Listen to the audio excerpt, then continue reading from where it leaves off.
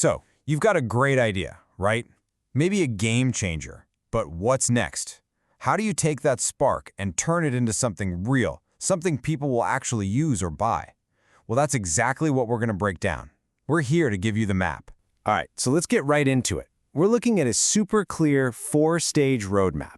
Think of this as the step-by-step guide that's going to take your concept from just a thought bubble over your head to a real, solid pitch that can wow just about anyone. Okay, first things first, let's talk about the main challenge. Because a brilliant idea on its own doesn't really convince anybody. You need proof. You need to create some actual deliverables that show your concept has legs. Any serious project is really built on these 3 essential pillars. You've got the business plan, that's for the head, it proves the numbers add up. Then you've got the prototype, that's for the hands. It proves the thing can actually be built. And finally, the presentation. That's all about capturing the heart. It sells the vision. If you're missing even one of these, the whole structure can get pretty shaky. All right, let's start building that foundation.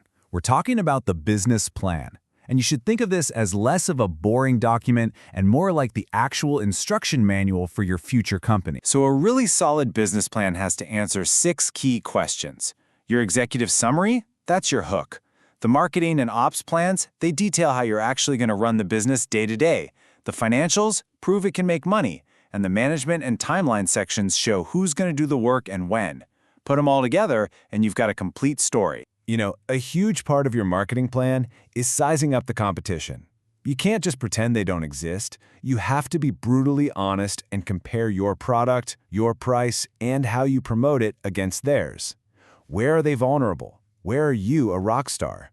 Answering these questions, well, that's how you find your secret weapon, your unique edge. Now for the fun part, the numbers. Your operational plan really kicks off with what we call startup costs. Just think of these as all the one-time payments you have to make before you even earn your first dollar. We're talking everything from legal fees and licenses to buying the computers and desks you need to get started. Okay, after you've handled those one-time costs, you have to deal with the bills that never stop coming. The cost of just keeping the lights on. These are your operating costs, and they show up every single month, like clockwork. Whether it's your office rent, the raw materials you need, or the electricity bill. You have to plan for these, or you won't last long. And that leads us to this really critical idea, the break-even point. Now, this isn't just some boring accounting term. It's maybe the most important first target for any new business. It's that magic number where your income perfectly covers all your costs. You're not making a profit yet, sure, but you're not losing money either. You've hit ground zero. You're stable. This right here is the big question. It's what the whole break-even analysis is for. Forget about getting rich for a second. Do you know exactly how many widgets you need to sell or how many clients you need to sign up just to keep the business afloat? Figuring out this number gives you your very first concrete, tangible sales goal. A great idea with no plan is just a daydream. And that's why a detailed timeline like this is so powerful. It forces you to think through every single major step, from picking the idea in month 1 all the way to a test launch in month 11. When you can see the whole journey mapped out, it suddenly feels a lot less overwhelming and a lot more doable. Okay, so your blueprint is done. It's solid. Now it's time for the fun stuff, making your idea real.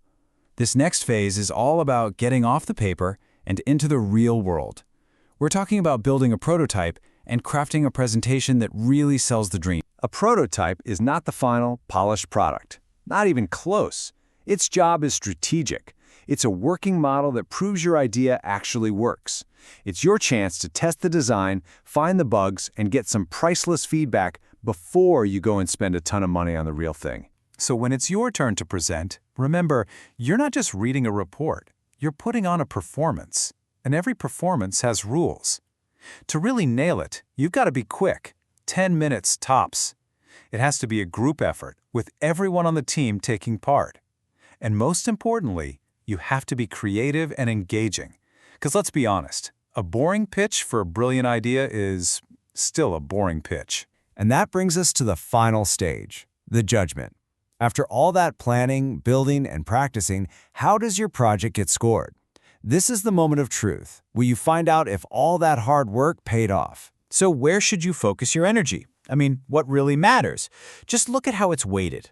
The written business plan, all that detailed work is worth 30 points. The presentation is worth 20. A flashy pitch is awesome, but at the end of the day, it's the solid plan that carries the most weight. So, what makes a business plan truly great? It's not just about having all the sections. Look here, it's judged on how complete it is, the quality and depth of your explanations, how well it's written, and even how well your team worked together. People invest in the details, not just the big idea. And for the presentation? Well, having great content is just the starting point. Success also comes down to having an engaging design, your ability to connect with the audience, and your skill in delivering a powerful message. All while that 10-minute clock is ticking down. No pressure, right? So as we wrap this up, it's good to keep this thought in mind. Yeah, the whole entrepreneurial journey is demanding. It takes a ton of planning, a ton of analysis, and a whole lot of passion.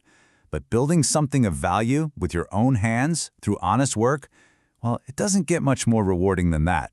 So I guess the only question left is, what will you build?